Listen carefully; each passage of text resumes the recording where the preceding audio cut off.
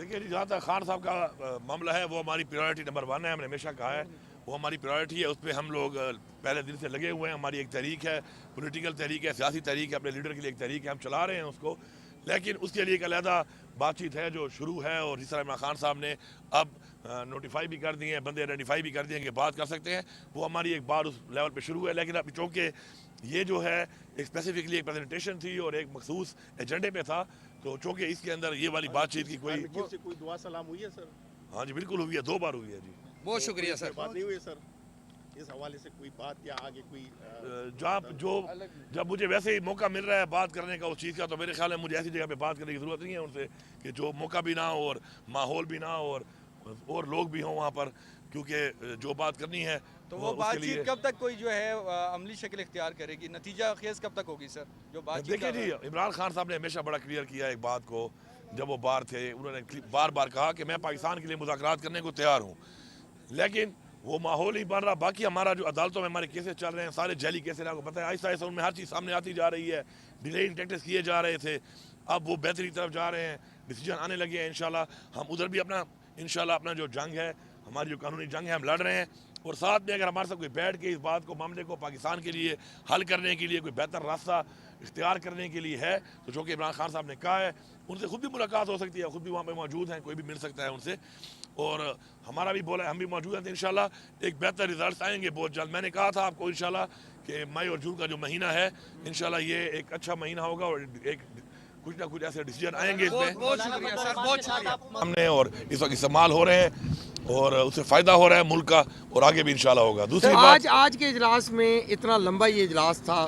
کیا کچھ چیزیں اہم ڈسکس ہوئیں اور آپ نے اپنے کچھ جو تحفظات ہیں آپ کے صوبے سے متعلق ان سے متعلق آگاہ کیا آپ نے کچھ؟ جی بالکل کیا، اس لیے تو آئے تھے یہاں پہ، اپنے نمائندگی کرنے ہی آئے تھے. اس میں کچھ چیزیں تھی ایسی کہ جو ایک پلان میں تھی فیڈرل گورنمنٹ کے کہ وہ ہمارے فاٹا اور پاٹا کے اوپر ٹیکس لگائیں گے. تو اس میں میں نے انہیں بتایا کہ یہ ممکن نہیں ہے ہمارے لیے، کیونکہ ہمارے لوگ آلریڈی جو ہیں وہ لا اینڈ آرڈر کی وجہ سے اور حالات کی وجہ سے ہمیں جانی مالی نقصان بھی ہوا ہے،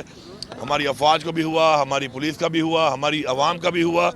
اور معاشی طور پر بھی ہوا. تو اس وقت پاسبل نہیں ہے، تو اس بجٹ میں اس کو شامل نہ کیا جائے. تو اس پہ انہوں نے ایگری کیا میرے ساتھ، اور انہوں نے کہا کہ اب اس کو شامل نہیں کرتے اور آگے بیٹھ میں سے بات کریں گے. اور آگے عوام کو جب تک ہم نے کہا ہم آن بورڈ نہیں کریں گے، اسٹیک ہولڈرز کو نہیں بٹھائیں گے، تب تک ایسا کوئی ٹیکس جو ہے وہ ہمیں قبول نہیں ہے. سر یہ بتائیں کہ آپ نے جو ہے کون سے ادارے جو ہے ان کو نجی شعبے کے حوالے کیا جا رہا ہے، کوئی فیصلہ ہوا؟ اس میں جو ہمارے جو مین چیزیں ہیں، ایک ہمارا جو سیکٹر ہے مائننگ کا، بڑا پوٹینشل سیکٹر ہے. اس پہ ہم خود بھی ابھی ہم نے کمپنی بنائی ہے مائننگ کی، اور خود بھی ریفارمز کر کے اس پہ اپنا ریونیو بڑا بڑھا سکتے ہیں. اور اس پہ ہم نے وہ ایز آف بزنس اور بیسیکلی ایز آف انویسٹمنٹ کے لیے ہی کمپنی بنائی ہے. تو اس پہ ہم بھی آفر کر رہے ہیں، کوئی بھی اگر آتے ہیں باہر سے انویسٹمنٹ آتی ہے کسی ملک کی، کسی کمپنی کی، کسی ادارے کی یا پرائیویٹ بھی، تو ہم ویلکم کر رہے ہیں. تو اگر ایسے کے تھرو بھی آتی ہے تو ہم ویلکم کریں گے. دوسرا جو ہے ٹورزم ہمارا ایک ایسا سیکٹر ہے جو اس کے اندر موجود ہے، اس کے حوالے سے بھی انشاءاللہ انویسٹمنٹ آئے گی. ویسے بھی آ رہی ہے، ہم خود بھی لگے ہوئے ہیں، تو ایسے بھی آئے گی. ایگریکلچر ایک بڑا پوٹینشیل ہمارا ایک سیکٹر ہے، اس کے اندر بھی انشاءاللہ یہ ساری چیزیں جو ہے ڈسکس ہوئی ہیں. اس میں بھی جو آئیں گی انشاءاللہ وہ بھی مجھے امید ہے کہ صوبے کے جو ہمارے فوڈ سیکورٹی کے مسائل ہیں اس میں بھی وہ کردار ادا کریں گی، اور پاکستان کے لیے بھی کریں گی، اور ریونیو بھی آئے گا صوبے کو بھی اور پاکستان کو بھی. وفاق سے پہلے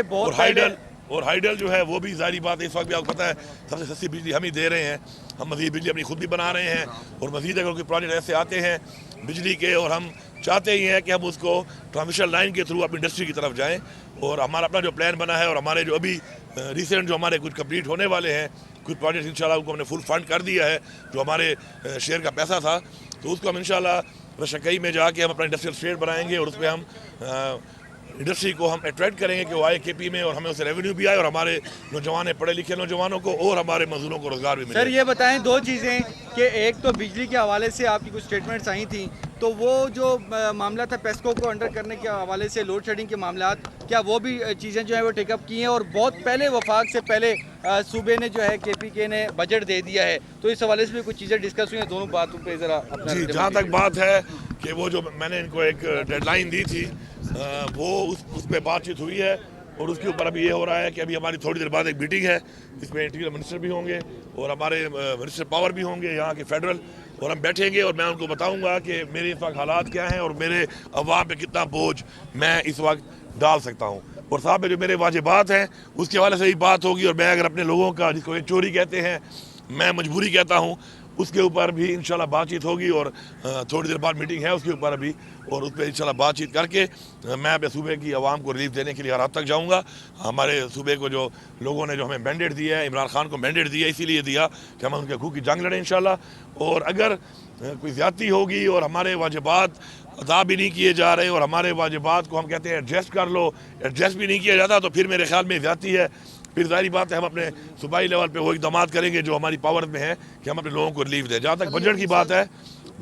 کی بات ہے دیکھیں آئین میں بجٹ پیش کرنے میں جب منع نہیں کیا گیا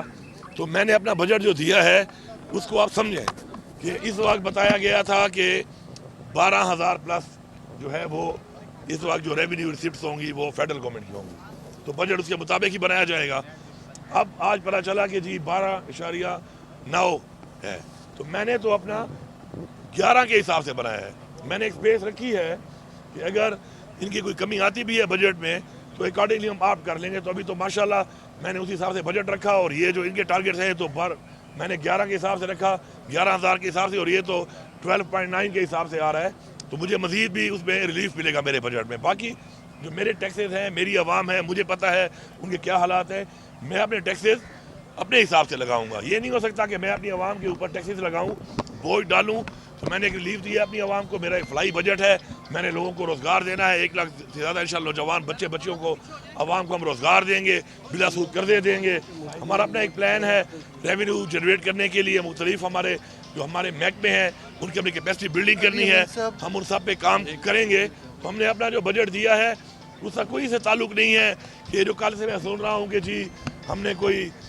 غلط کام کیا، یہ ہمارا آئینی حق تھا، آئینی حق کے مطابق ہماری تیاری مکمل تھی، ہم نے کر لیا ہے اس کو، اور انشاءاللہ ہمارا بہترین بجٹ ہے، اور انشاءاللہ ہمارے بجٹ میں ہم نے جو عوام کو ریلیف دیا ہے ہمیں اس پہ خوشی ہے، ہماری عوام کا حق بنتا تھا، اور انشاءاللہ ہم اس پہ قائم رہیں گے۔ علی امین صاحب، آپ کو مدعو نہیں کیا گیا، جو آفیشیل نوٹیفیکیشن تھا، تینوں چیف منسٹرز کو بلایا، آپ کہیں SIFC کے راستے میں رکاوٹ تو نہیں ہے؟ کیونکہ جو SIFC ہے پورے ملک کی نمائندگی کر رہی ہے، اس میں ہر اہم عہدیدار ہے، لیکن آپ کو باقاعدہ طور پہ نہیں بلایا گیا تھا، کیا وجہ اس کی؟ اب دیکھیں ایک بات تھی کہ مجھے پہلے نہیں بلایا گیا تھا اور ایک زیادتی تھی، لیکن میں نے اسے بڑا واضح جواب دے دیا تھا کہ دیکھیں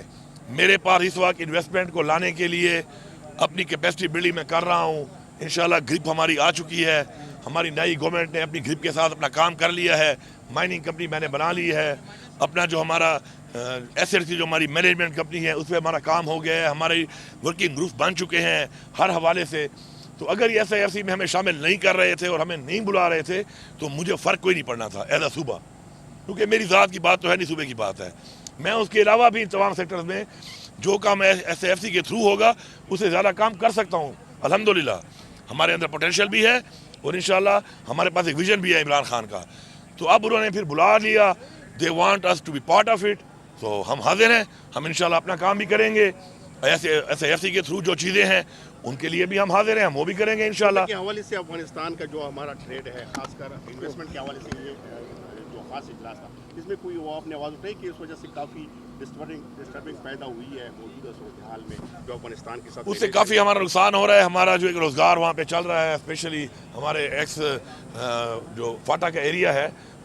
مرڈ ایریا، اس کے اندر ہمیں کافی مسائل آ رہے ہیں، لوگوں کا کاروبار منسلک تھا، اور اب یہ جو تجارت بند ہوئی ہے اس سے کافی نقصان ہو رہا ہے۔ تو ہم نے اس چیز کو اٹھایا ہے، لیکن چونکہ یہ نیشنل سیکیورٹی کا ایک معاملہ ہے تو اس کے بارے میں پوری امید ہے کہ اس ایشو کو سامنے رکھتے ہوئے، کیونکہ اس سے یہ نقصان صرف عوام کا نہیں ہے، ایک صوبے کا نہیں ہے، بلکہ زیادہ نقصان پاکستان کی معیشت کو بھی آ رہا ہے، تو اس کے لیے ایک لائحہ عمل بنایا جا رہا ہے، انشاءاللہ امید ہے کہ جلد اس پہ کام ہوگا اور کھل جائے گی۔ سر ایک خبر لگی